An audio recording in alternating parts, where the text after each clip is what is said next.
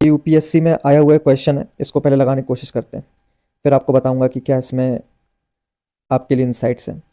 The fundamental object of panchayati raj system is to ensure which among the following every word the UPSC use has some meaning, never take for granted anything. The fundamental object of panchayati raj system, panchayati raj third year system होता है। 73rd and 74th amendment के through हमारे India में इसको लागू किया गया था, है ना। तो ये हमको बेसिक तो पता ही होता है। अब इसमें देखिए, पहला जो ऑब्जेक्ट है peoples participation development. Yes, I think अगर किसी ने पढ़ा हो कि ग्राम सभा होती है जिसमें every voter is a part of gram sabha. ग्राम सभा डिस्कस करती है, प्लानिंग भी डिस्कस करने का होता है, और उसमें कुछ मीटिंग्स रखी जाती हैं जिसमें डिसीजंस आते हैं। तो ये जो हमारी ग्राम सभा होती है, एक्चुअली में ये ओनली बॉडी है इंडिया में जो डायरेक्ट डेमोक्रेसी का प्रतिनिधित्व करती है। पॉलिटिकल अकाउंटेबिलिटी, बिल्कुल इलेक्टेड होते हैं, डायरेक्टली इलेक्टेड होते हैं पंच सरपंच, है ना। तो पॉलिटिकल अकाउंटेबिलिटी भी होती है, क्योंकि अगर वो अच्छा काम नहीं करेंगे तो उनको हटा दिया जाएगा, 5 साल बाद वो जीत के नहीं आएंगे। डेमोक्रेटिक डिसेंट्रलाइजेशन, बिल्कुल ये तो उसका मेन कीवर्ड है ना। जब भी पंचायती राज आता है, थर्ड टीयर गवर्नमेंट आती है, ग्रास रूट डेमोक्रेसी आती है, democratic decentralisation is the first word. Financial mobilisation, बिल्कुल क्यों नहीं करती फाइनेंशियल मोबिलाइजेशन, पंचायत को टैक्सेशन के पावर मिले हुए हैं कॉन्स्टिट्यूशन में। ठीक है, select the correct answer using the code given below. तो ज़्यादातर लोग यही मार्क करेंगे, है ना।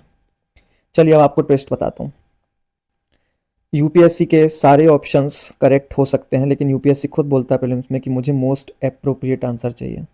करेक्ट आंसर दूसरे एग्जाम ढूंढते होंगे, इसको most appropriate core of the core answer चाहिए होता है। फंडामेंटल ऑब्जेक्टिव, फंडामेंटल ऑब्जेक्टिव होते हैं, फिर पेरीफेरल ऑब्जेक्टिव्स होते हैं, कोर फंक्शंस होते हैं, पेरीफेरल फंक्शंस होते हैं।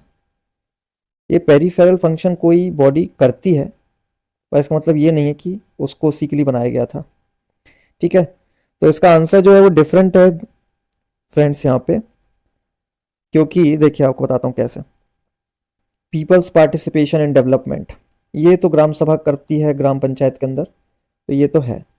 पॉलिटिकल अकाउंटेबिलिटी, तो दोस्तों सोचिए कि पंचायती राज का जो लाने का जो मेन मकसद था वो क्या था।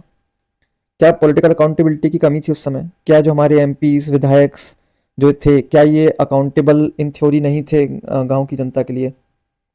थे ना, क्योंकि इन थ्योरी तो वो वोट लेने तो वो भी आते थे। तो इस कारण से तो नहीं ही थर्ड टीयर ऑफ गवर्नमेंट लानी पड़ी, क्योंकि पॉलिटिकल अकाउंटेबिलिटी तो सेकंड टीयर की भी बिल्कुल सेम ही है, जैसे ये इलेक्ट होके आते हैं वैसे वो भी इलेक्ट होके आते हैं। डेमोक्रेटिक डिसेंट्रलाइजेशन, ये तो सबसे बड़ी डिमांड थी, इसी की डिमांड के कारण तो आया है पंचायती राज। और फाइनेंशियल मोबिलाइजेशन, अब ये बात तो जरूर है कि वो टैक्सेशन के पावर उसको मिले हुए हैं, बट फाइनेंशियल मोबिलाइजेशन ऐसा नहीं था कि पहले जो रूरल डेवलपमेंट और उसके लिए बजट की कमी थी। बजट था तब भी, पहले भी आ रहा था, लेकिन वो जनता के पार्टिसिपेशन ना होने के कारण वहाँ की वो सही तरीके से खर्च नहीं हो रहा था, और बॉटम अप प्लानिंग नहीं थी, टॉप डाउन अप्रोच थी कि ऊपर वाले दिल्ली में बैठ के लोग सोचते थे कि बस्तर के गांव के आदमी को क्या चाहिए, तो वो जो भेजते थे वो चीज़ मैच नहीं कर रही थी ऑन ग्राउंड।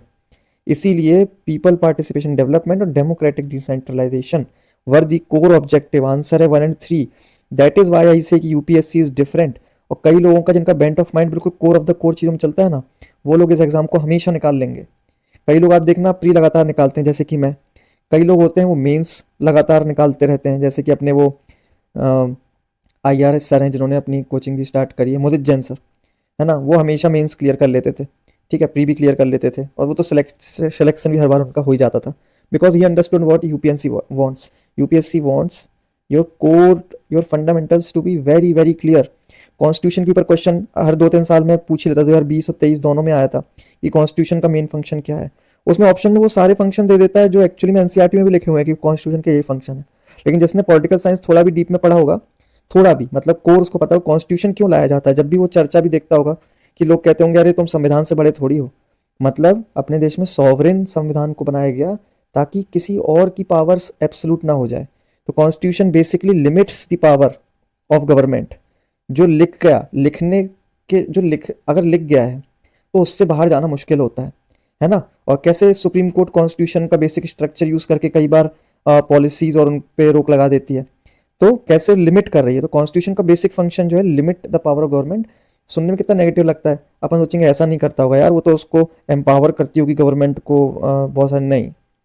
बेसिकली हमारा कॉन्स्टिट्यूशन जो है वो बना जिस सर्कमस्टांस में था, जब आप पढ़ोगे हिस्टोरिकल अंडरपिनिंग्स लक्ष्मीकांत में क्यों पढ़ाई जाती है पहले, हिस्टोरिकल अंडरपिनिंग इसलिए पढ़ाई थी कि सर्कमस्टांस क्या थे कॉन्स्टिट्यूशन बनने के।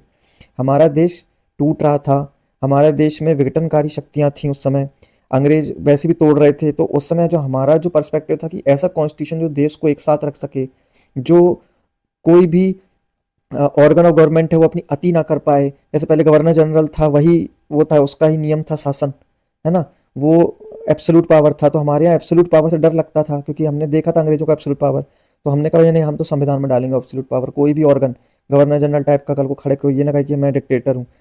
तो हमारा कॉन्स्टिट्यूशन देखा जाए तो डर के कारण ज़्यादा इन्फ्लुएंस था उस समय, है ना।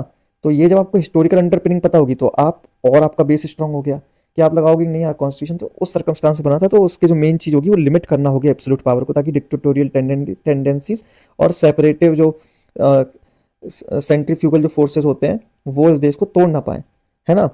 तो ये है बेसिक्स का कमाल एंड ये है यूपीएससी का कमाल।